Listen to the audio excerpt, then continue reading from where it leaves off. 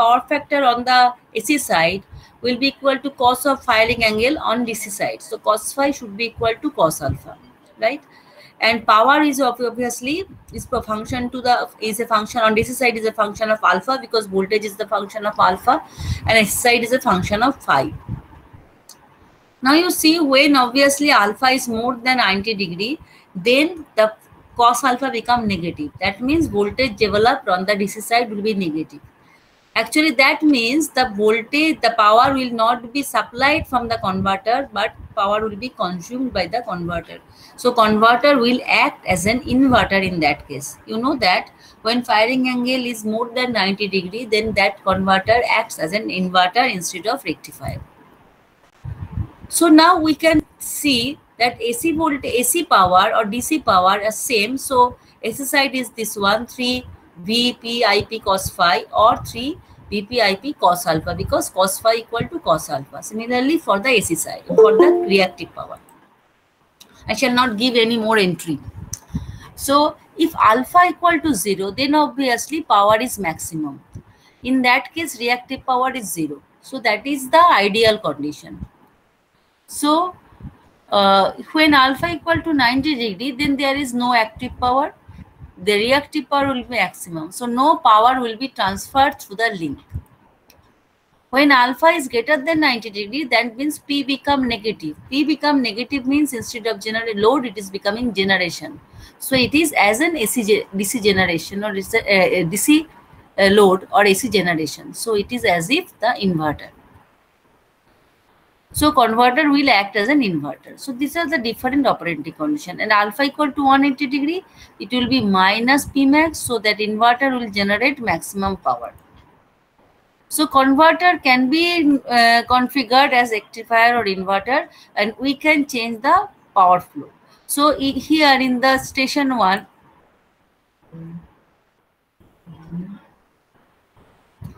this side is converter, so alpha is less than 90 degree. This side is inverter, so alpha is more than 90 degree.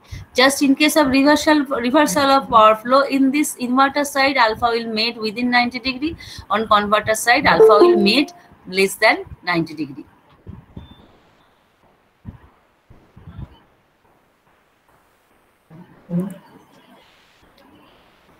So in HVDC transmission, the transmission lines have special name. They are called link, right?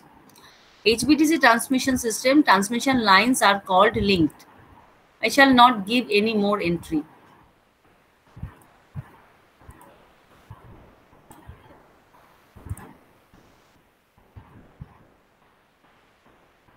So there are 3 types of link: monopolar link, bipolar link, and homopolar link. Monopolar, from the name it is clear that polarity is one type, one type. Generally one conductor with negative polarity run. That means with respect to ground, voltage developed is negative. That is depend on the interconnection of the converter. You can make the DC voltage positive or negative. And return path generally is not provided if it is generally ground or C. If it is required, then return path is provided. So it is like this. So actually this is only the link. Negative current means it is potential is kept negative with respect to ground, because if it is negative, then interference and other issues are less, for that reason only. And this dotted line means generally ground is the return, but if it is hazardous by any means, ground or C may be the return path. Why C? Generally HVDC transmission is required to cross the river or cross the sea, that's why.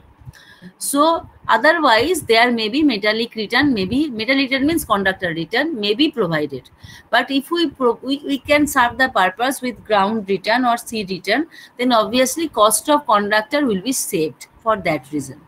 So this is the monopolar link. So total output of converter is connected through a link to the input to the inverter. So if this link is out of order by any means, then total line will be disturbed, or connection will be disturbed. For that reason, actually bipolar or homopolar link come into action. In that case, the load is divided, or supply is divided half and half, and supplied by 2 separate links. to increase the reliability only. So in bipolar description, whatever I am telling, that is written. So I am not reading those. So in bipolar link, actually 2 links are used. So here ground may be the path, ground return is not required. This may be the forward path, this may be the return path. If this is the link, there this is not required. But one is in bipolar, bi means 2 types, 2. So it is one is positive, another is negative. So interconnection of converter for connected to negative link is totally different from connected to positive link. So by anyone, if any one of this converter is out of order, or anything of this setup is out of order, say this link, then load connected through this link is not connected to it. Why it is not connected to it? It is not possible. Why? Because interconnection is totally different. For this link, current was minus IT. For this link, current was plus IT. So connection with the load, connection with the converter and the links was totally different. So we cannot interchange. What can we only do? We can, if it is out of order, we can disconnect it and supply the remaining portion, maximum half of the load through this link. And in that case, this ground return or metallic return will be required. Understood bipolar link?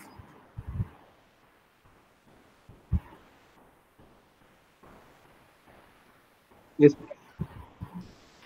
So to overcome this problem, homopolar link has come. So if the 2 links are of same polarity, then obviously there is no question of that, no difficulty to interchange the load, but only difficulty in that case, ground will be the return path, because 2 positive link cannot be, 2 similar link cannot be return path of each other. So in that way, homopolar link, negative links are created for the interference purpose and other issues also. Negative links are also always preferred for the HVDC transmission. So in that case, this ground return is required. This may be ground, maybe C, or maybe through metal. But this return is mandatory for homopolar link. That was not mandatory for the bipolar link. For bipolar link, that was only useful only when there is one link is out of order. So here, any one of the link can cater half of the load, and this any one of the link can interchange the load with the other because their connections are same. So these are the 3 types of links available in case of HVDC transmission. Then one more thing, in HVDC transmission, converters should be connected in cascade or in series. On AC side, it will connected in parallel, because in the converter you may consider them as battery, like these batteries. So if we want to get the overall voltage, then obviously this battery should be connected in series, right? Then only, this is negative, say, then only total positive and negative voltage available at the output. But these batteries are actually, the converters are developed through the transformers. So this transformer supply is coming from one source. So these transformers should be connected in parallel.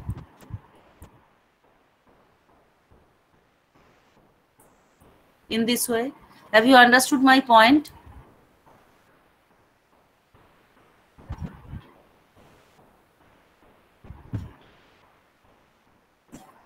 Have you understood my point? Yes, ma'am. Yes, ma'am. I think you have gone through this in your power electronics class. So actually one converter is not sufficient. There is a group of converters to get the desired voltage level, and that converters will be connected in series on a DC side and in parallel in the AC side, right? Where HVDC transmission lines are applicable, where there is change in frequency, and when there is a underwater cable is not possible, cable transmission is not possible, because if for the longer line, cable may create the Ferranti effect, so it will not be possible. So, and if there be any frequency mismatch, then we can use this one. I have already discussed as asynchronous means link. That means 2 area has different frequencies. You cannot control the frequency, make them 50 Hz. Then in that case, the only option is the HVDC. Through HVDC, you can interchange the power, because HVDC has no frequency issue. And for long transmission line, very long transmission line, it will not be possible for the through AC because it has some this is inductive and capacitive effect. So in that case, HVDC transmission is applicable. So this is the total elements, ML elements of an HVDC stations. This red one, blue dotted one square is showing for one station, and a red one is for the another station. One may be at sending, another may be receiving. So in AC side, there must be circuit breaker, transformer, and all other protective devices.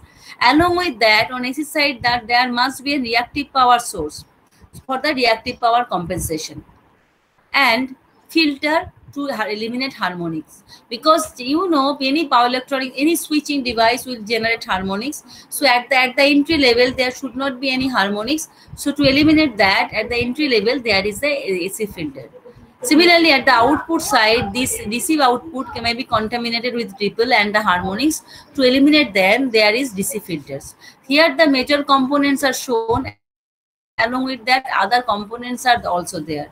Smoothening reactor is very important part of HVDC transmission, HVDC station, because it smoothens the DC output of the converter. Okay, it removes the AC content of the converter, because in inductor, through inductor, it is the property of the inductor to maintain its currents as constant. So it helps to wipe out the ripple from the DC output. So these are the major component. So this is the simple HVDC line. So how we can control the power transfer? If we want to transfer power from station 1 to station 2, then obviously this converter alpha will be less than 90. In inverter, alpha will be greater than 90. If we want to make reversal of power flow station 2 to station 1, then this converter will have to make, within this converter alpha will be less than 90, and within this converter alpha will be more than 90. So in that way we can control. We have already discussed this thing. What are the major advantage of HVDC? There is no stability issue. There is no delta issue, because there is no frequency issue. Next is there is no skin effect. Since there is no frequency, so there is no change in current density. So no frequency, no skin effect, no reactive power issues. And power flow through DC tie lines can be controlled very easily. You just control alpha, you can control the power flow. What is the most major disadvantage? There is a circuit breaking. In case of AC transmission, when we break the circuit, current is huge. You have seen that fault current is very high. Still it is an AC current. So it has a zero crossing. So this is a line. So this is a transmission line between two buses.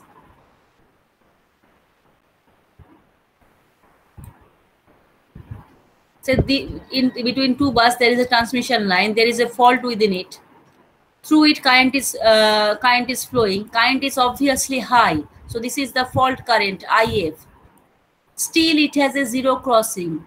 If you disconnect the circuit, you need to disconnect the circuit breaker. If you disconnect the circuit near zero crossing, then it will be more easier, because it is ideal to disconnect the circuit at zero.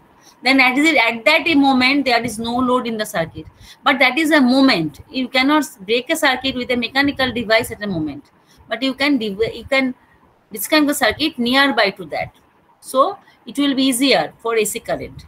But if you use DC current instead of that, in DC current is constant. So whenever you want to interrupt, you have to interrupt this current. Say this is the fault current. So you have to interrupt this current. So circuit breaking is very, very difficult. Circuit breaker design is a challenge for HVDC transmission. That's why its application is restricted. And there is no transformer. So stepping up, stepping down, no issue there.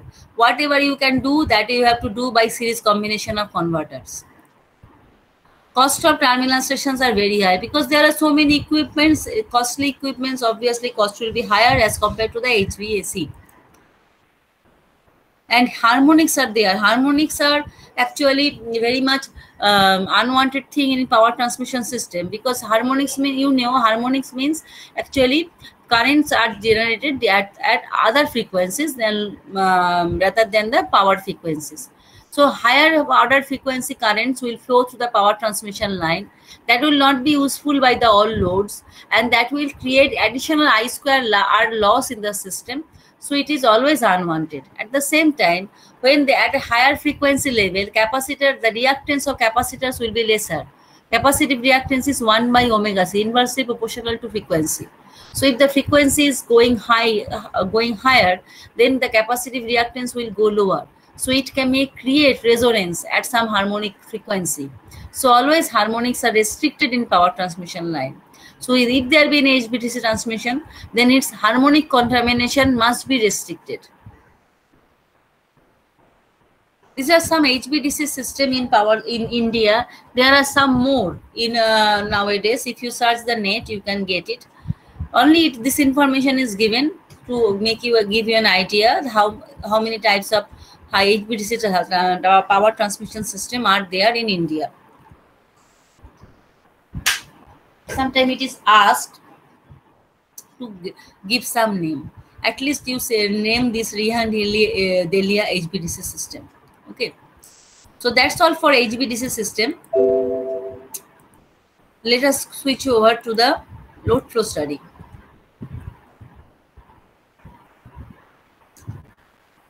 So what is load flow study? You know, this is an interconnected power system. Up to this class of power system performance, you have seen only power transmission system like this. There are two buses, A and B. Among them, one transmission line is connected. But you have an idea that power transmission system is not so simple. Actually, they are interconnected. There are so many buses in the power transmission system, and they are interconnected. And through transmission lines to increase the reliability of the system.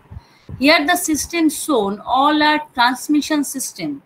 That is not distribution. That means there is the current through the transmission line is not changed and not diverted.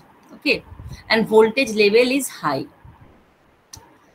Then we shall learn load flow study. What is that?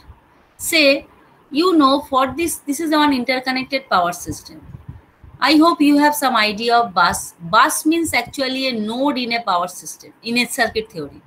You have accustomed with this type of circuit in circuit theory.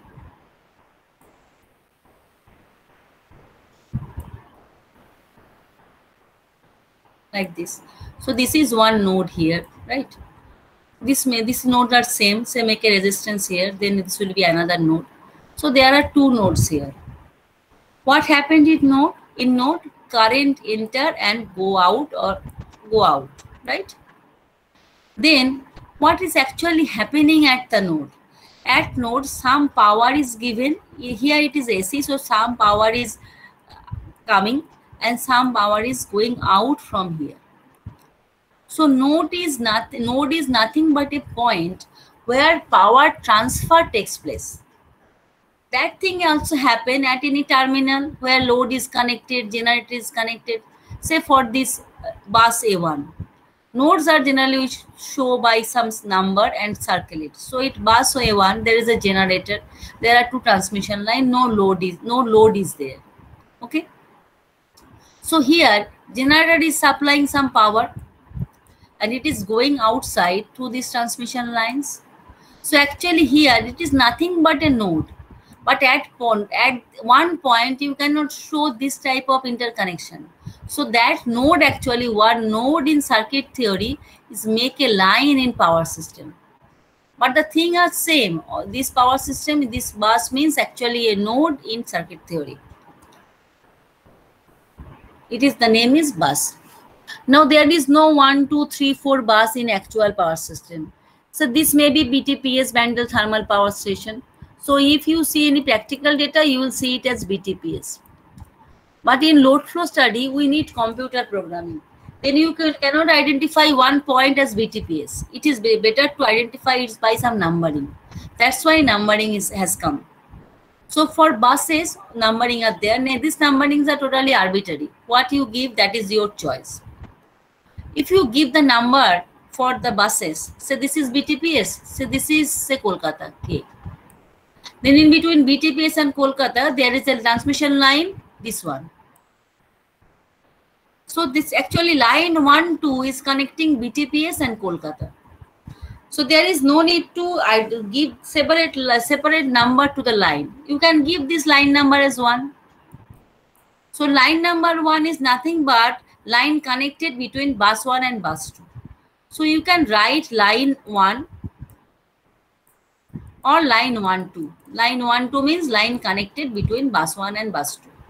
Both type of presentation is there. What you do, that is your choice. This is a 6 bus 8 line power system. Why 6 bus 8 line? There are 6 per number of buses. There is 8 number of lines, transmission lines. And there are 2 transformers also, as I have shown. Transformers are not, incorporation of transformers are complicated. At present, not in your syllabus. But I have shown here to show you one practical power system near to the practical.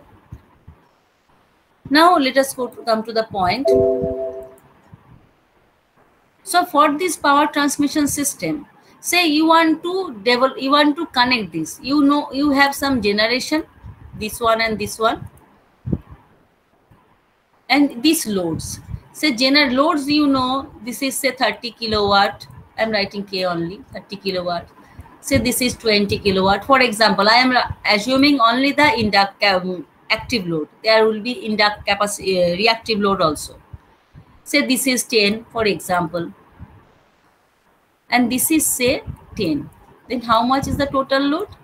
20, 50, 70, is not it? Then obviously 70 kilowatt generation will not be sufficient. There will be some transmission line loss. Let us plan, we shall make this generation 40 kilowatt and this generation 30 kilowatt. Assuming that there will be 5 kilowatt loss. Assume that. Then that will be sufficient. We are assuming. But we do not know.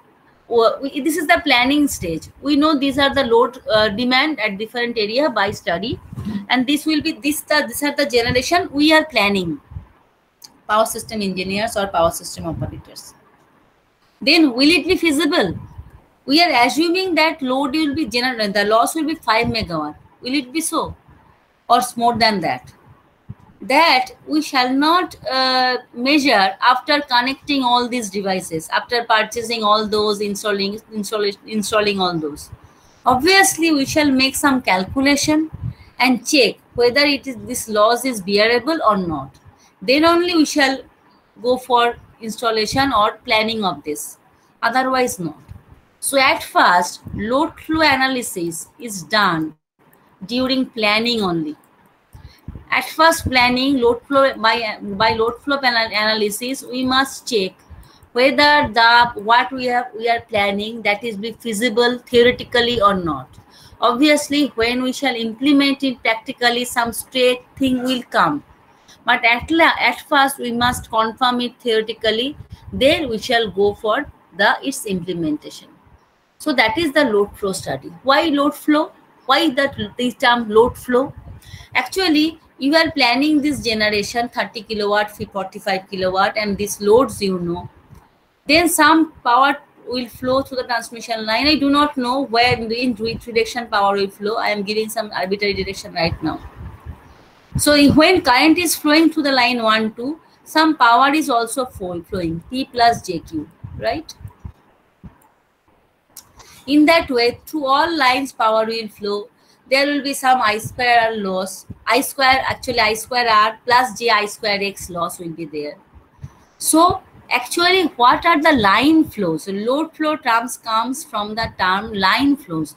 What are the line power flows? That is main purpose to calculate. Because when there is this generation, say you are generating here say 11 kV, that means 1 per unit. At bus 3 also 11 kV, 1 per unit. You do not know whatever say at bus 4 voltage, desirable voltage is say here it is same no transformer, say 11 kV. Now whether 11 kV will be available? Never, because this transmission line will have some current. So it will be less than 11 kV. But you know voltage regulation should be within 5%. So it should be near to 11 kV. In terms of per unit, it should be 0.95 per unit, not less than that. So by load flow analysis, if we see the voltages are less than 0.95 per unit, that means this plan will not be feasible. So if we have to improve the voltage, that means we have to improve the generation. That means this 75 kilowatt generation will not be sufficient. We have to increase it. So in this way, it is useful. So load flow analysis give you what will be the transmission line loss, what will be the voltage at different buses, because when during planning purpose you know the voltage level only at the generator buses because you are generating the voltage there, but you do not know the voltage at load buses until and unless power is flowing. What is the voltage at bus 6? It will be only known practically when current power will come here. Okay, so then only we can know it. Then we can know it by practical implementation or by some calculation. That calculation is called load flow analysis. Have you understood what is load flow analysis?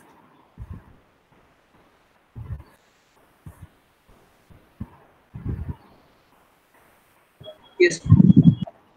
So actually, in short, I am discarding all this. If you have any power transmission system, which data is in your hand, how much generation you can give, how much generated voltage, what is the generated voltage level, what is the rating of the different transmission lines, what are the different transmission line parameters, all those you know, all what are the load configurations, but you do not know what will be the voltage after implementation, what will be the transmission line loss, those you don't know. So we shall calculate all those. So actually this analysis is used to calculate voltage, current, power, etc. in an interconnected power system. So voltage, current, power, etc. means where? Everywhere. So that is not written.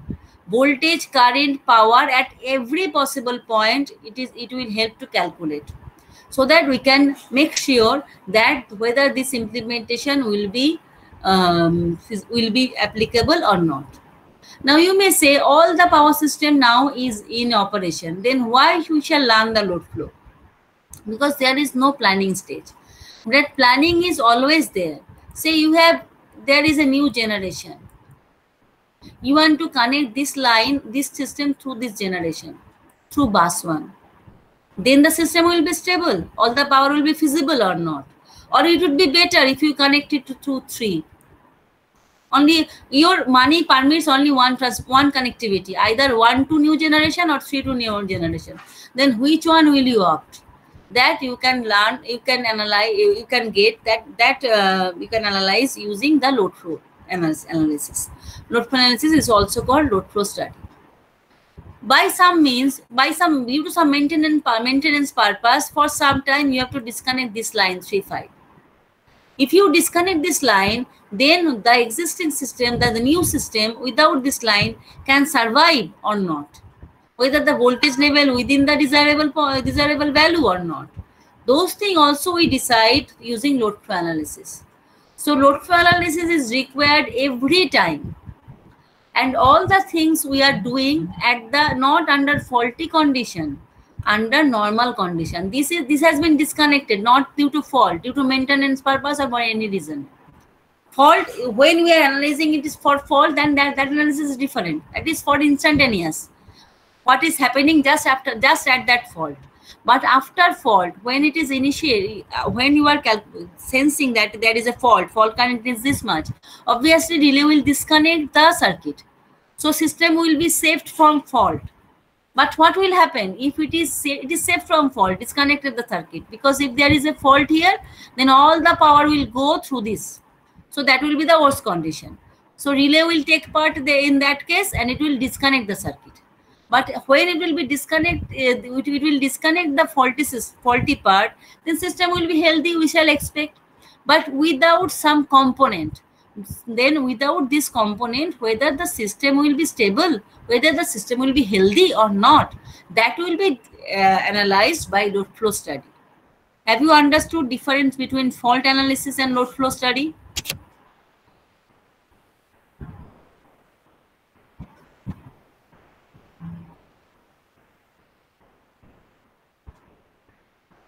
Yes.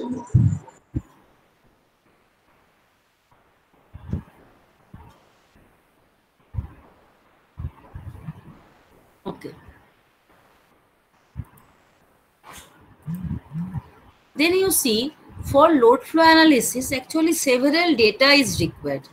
What are the transmission line parameters? What are the generation? Where is the generation? At bus 1, bus 3 or bus 4? That is required. How much is the generation? All these are required. And at the same time, this is an interconnected system, and obviously at every point voltage and power and the voltage level are not same. So we should do the analysis using on the per unit basis. We cannot do this analysis in actual mode because transformers are there, voltage power levels are different, for the impedances are different. So we always do it on per unit basis. So the data, whatever given for transmission line, that is called line data. I have not shown transformer here because transformer is not in your syllabus.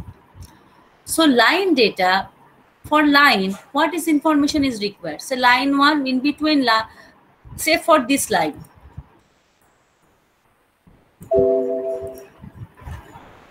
Say for this line, say line number 1. What information we require? You forget the transformer right now. Then in between, in between, where is it? Line 1, where is it? So it is in between bus 1 and bus 2. Then what are its parameters? Inductance, capacitance, half line charging, half line conductance, all those things. Now, how to calculate inductance, capacitance, resistance, half line shunt conductance? We have already learned in our first semester class. In ohm or in ohm, if you can calculate inductance, capacitance in Henry or Farad, then you can calculate them, the reactances in ohm. So those values you can convert it into per unit. So here line data will be given in per unit. So what will be the data? At first the connectivity, next series impedance, third is the shunt parameters. Fourth may be if there be any shunt values. Shunt values means the compensation. Compensation generally given with the bus. So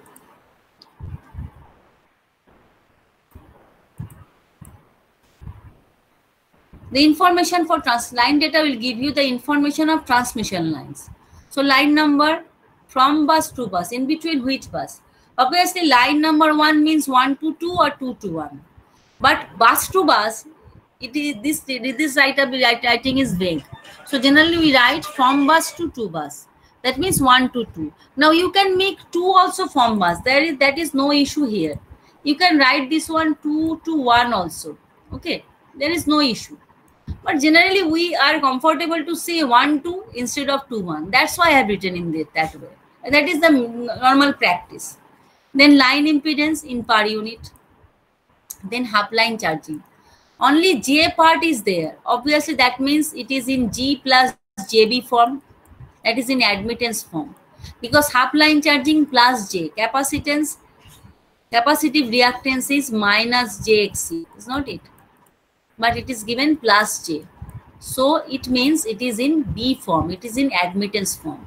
Always the shunt data is given in admittance form and series data is given in impedance form. We have seen it in our power system planning design class also. It is in this way. But at that time, we had written this one as capital Z. This is my capital Y by 2, capital Y by 2. But now we shall write this one as small z, this one as small y by 2. Or small y sometime. Anyway.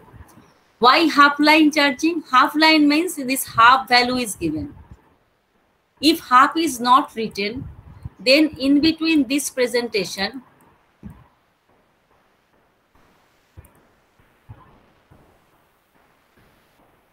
it is obviously y by 2. This is z.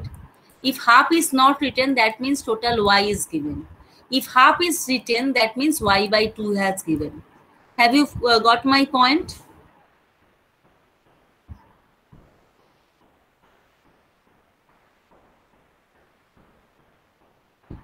Yes, ma'am. and line impedance is the total. And here it is not impedance per kilometer or admittance per kilometer. It is total. Line 1 to not per kilometer. Total line. Line impedance means impedance of total line. Half line charging means admittance of total line. And here the representation are taken actually the pi equivalent model that you have learned in your long transmission line part, not other model. Pi equivalent model is taken for this data. So for line 1, 2, actually the representation will be like this. Z is this much, Y by 2 is this much. Y by 2 means simply B by 2 because there is no real part. That means G is not there. Right? This is equivalent pi model, equivalent pi, not nominal, of the transmission line 1. Next, bus data. Bus data gives you the information about the generation and load, and if there be any shunt capacitor or reactor. Say in this bus, there may be any compensation, like this compensating device we have already learned, maybe there, say compensation Q-comp. Now Q-comp may be inductive, may be capacitive. So that Q-comp is not connected to the line, it is connected to a bus, generally in shunt. So that data will be given in bus. If there be any series compensation, that will be given in line. Generally series compensation is not adopted. If adopted, then shunt compensation is adopted. So it will be always given in bus data. So say bus number 1, generation is 0.3 plus J 0.2. There is no load. There is no shunt compensation. Then for bus 2, no generation, only load. That means bus 2 is a load bus. Bus 1 is a generator bus. One generator is connected to bus 1 and load is connected to bus 2. And in bus 2, there is a reactor of J 0.001 per unit plus J, shunt data. Shunt data is always given in admittance.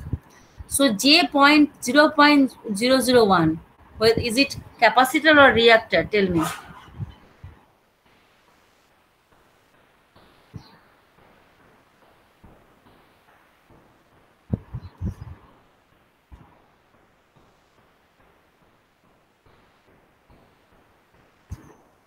Reactor connected, compensating devices device connected to bus 2. It is given J 0.001 per unit. Will it be reactor, inductor or capacitor?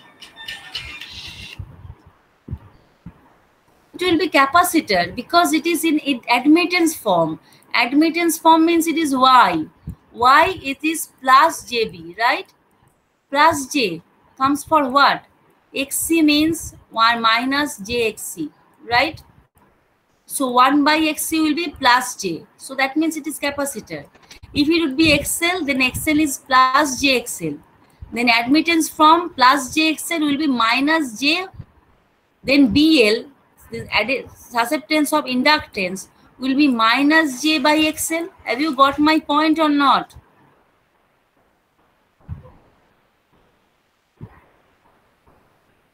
Yes, sir. Then why you could not answer this? This is a very easy question.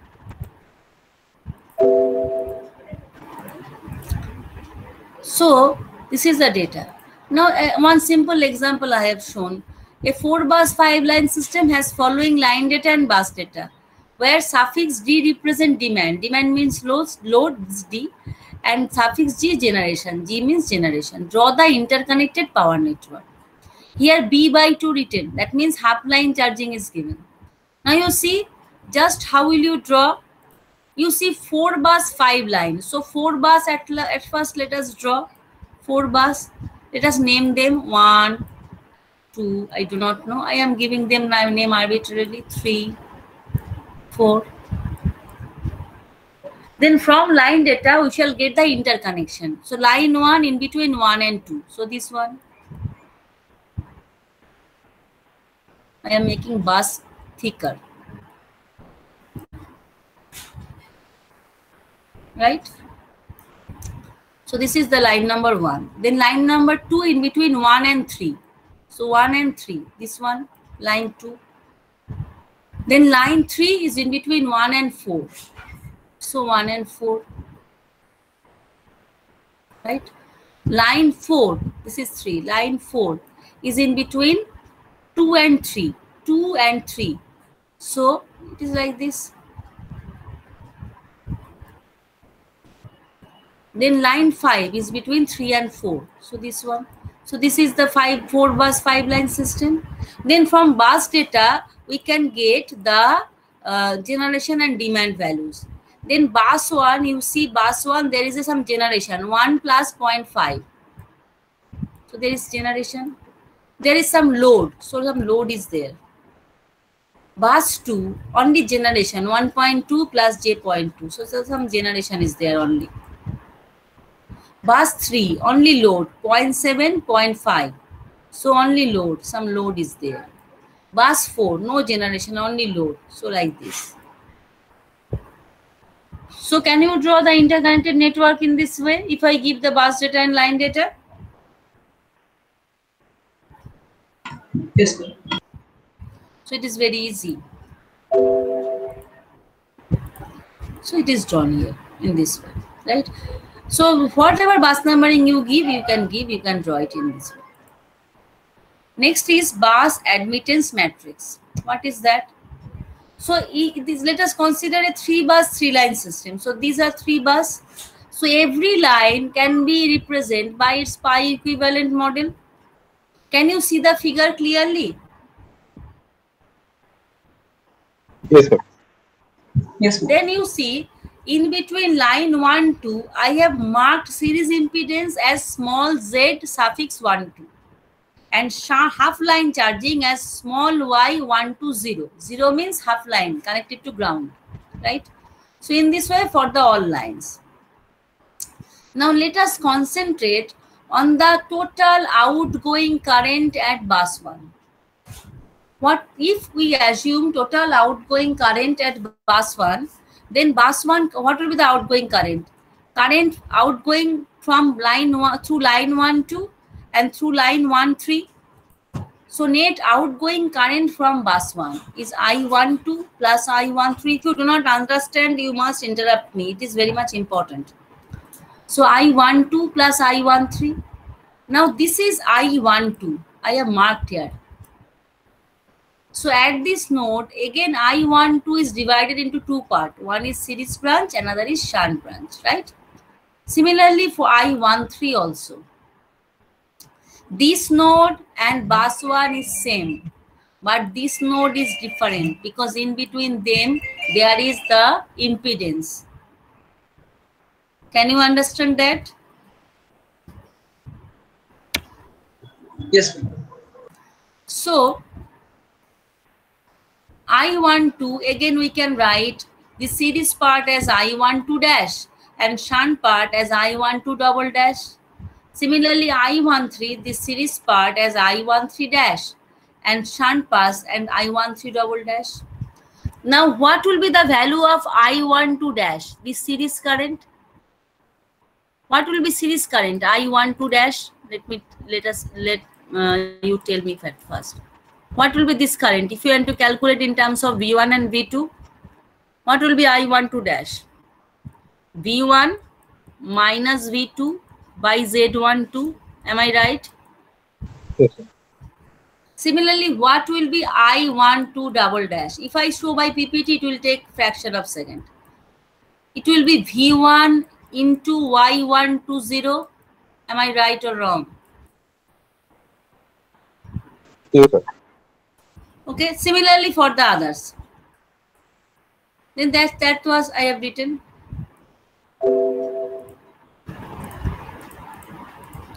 So this one, just I have written those equations. Now let us separate V1, V2, V3.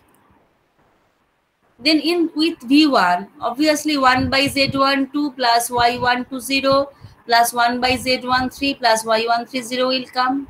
Similarly, V2 with V2 only minus 1 by Z12 come. Why? My negative sign inside. I want to write plus V2.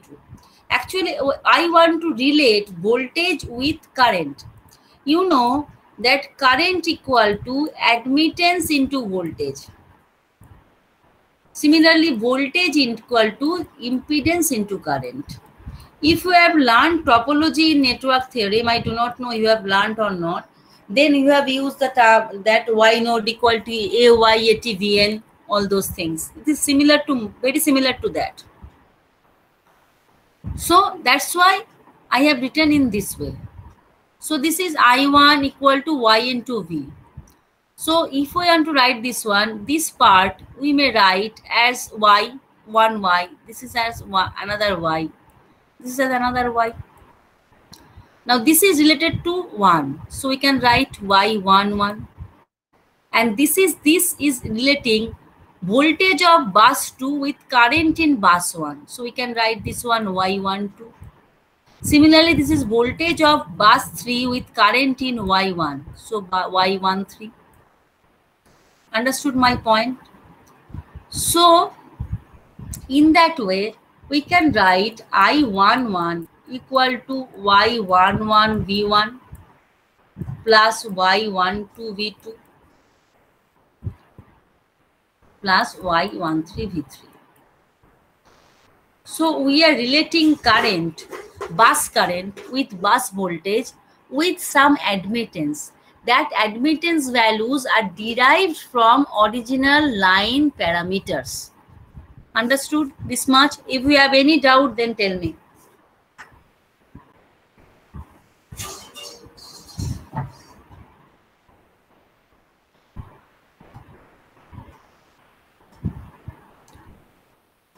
Load flow study is very important for higher studies, for GATE, for if you take power system as elective, for all purpose. Load flow study is the doorstep of power system engineering.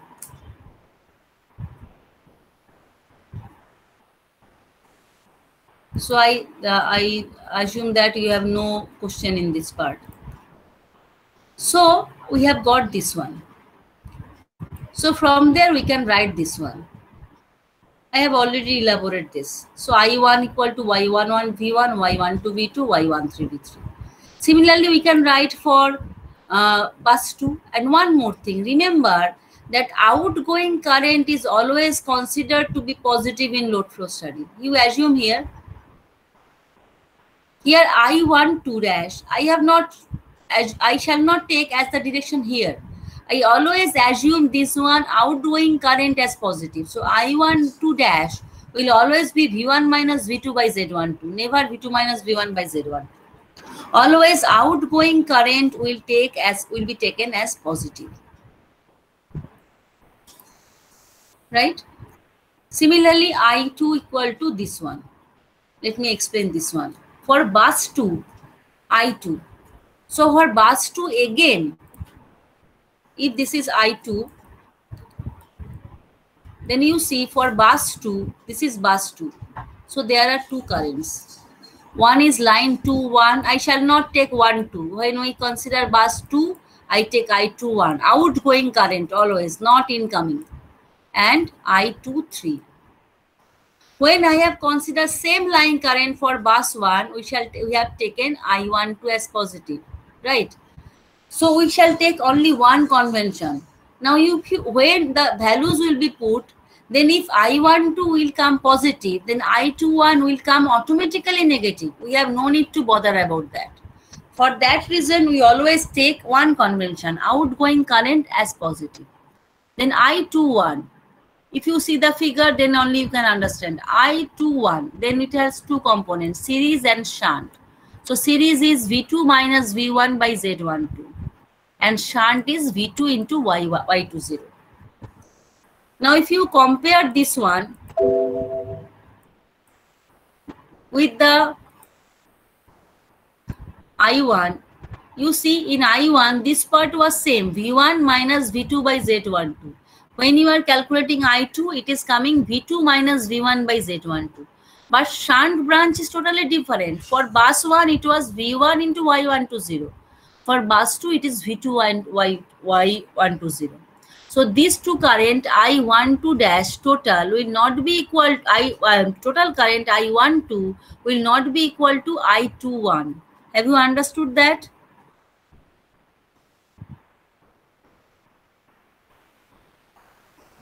Yes.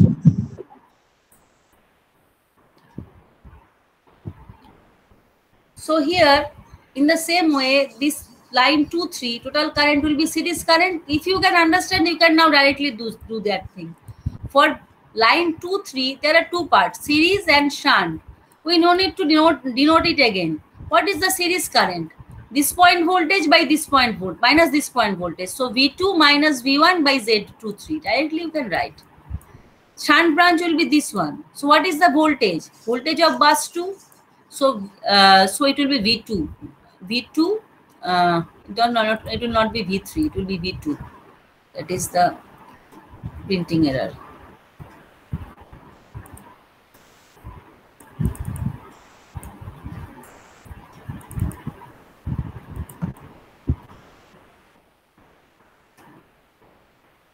It will be V2 into Y130. 113 not Y2. It is a typing error. Sorry.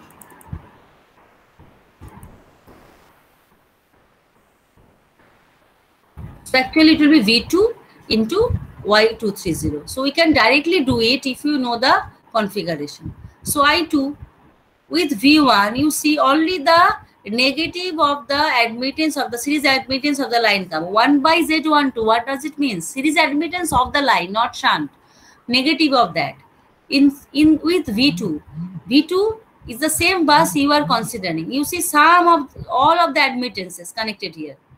Series admittance of the line 1, 2, half line charging of line 1, 2, series admittance of line 2, 3, plus half line charging of line 2, 3.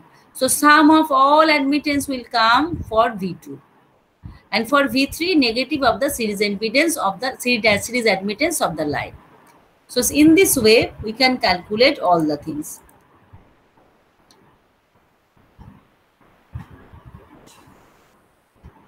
Where is it? So in this way, I2 is this one. Similarly, I3 is this one. Now components you can calculate yourself when you see the figure by your own. Now we have got three equations, right? These three equations. So these three equations we can obviously write in matrix form in this way. Which actually power system is a huge system. So we have to represent the things in matrix form. Now you can understand why we have given the name to the bus, number to the bus, not the name. Say V, BTPS, V, Kolkata, you cannot program. You cannot write in program. You have to convert it to number. So it is better you at first number them in data, so that you can easily use it in your programming. And for this load torque analysis, programming is mandatory. Without programming, we cannot do it. But in your syllabus, for the theory class, there is no programming. You just learn how to make the program, how it is related to the program, and how we shall calculate. So this is the total matrix. So actually what is happening here? On the left hand side, all the bus currents are written. On right hand side, all the bus voltages are written. And one matrix is developed which is relating bus current with the bus voltage. So actually node currents are related to node voltage. And if we write for n bus network, then obviously this left hand side will be n number of currents, right hand side n number of voltages. So this relating matrix must be an n by n matrix, and all should be admittance. So this is called bus admittance matrix and written by Y suffix bus. So bus admittance matrix is relating bus current with the bus voltage, or the node current with the node voltage. These are not the lines, right? Node. Why we need the node current? Y bus is also called bus admittance matrix. Why we are interested in nodes? Because we are interested in line flow. Then why you have come to node?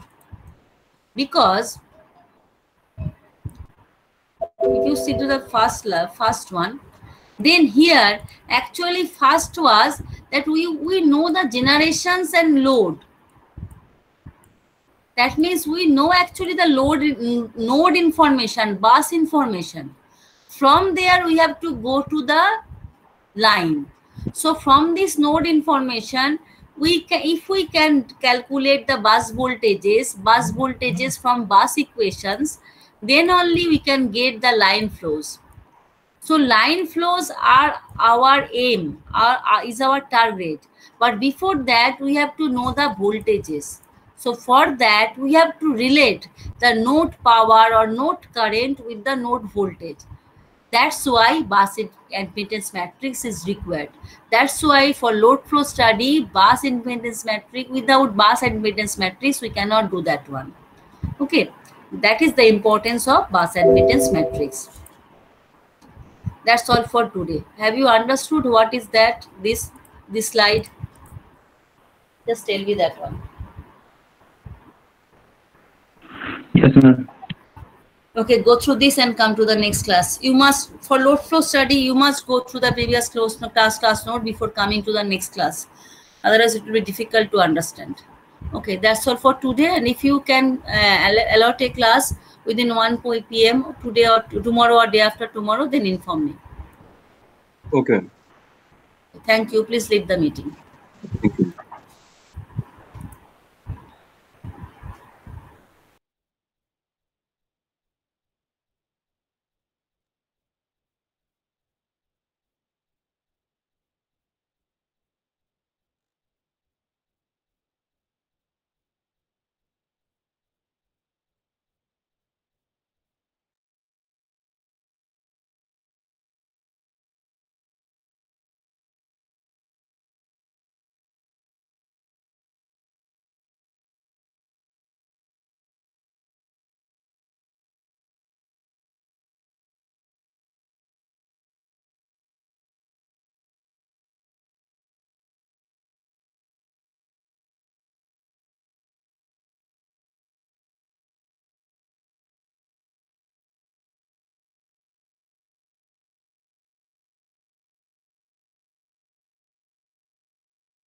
Please leave the meeting.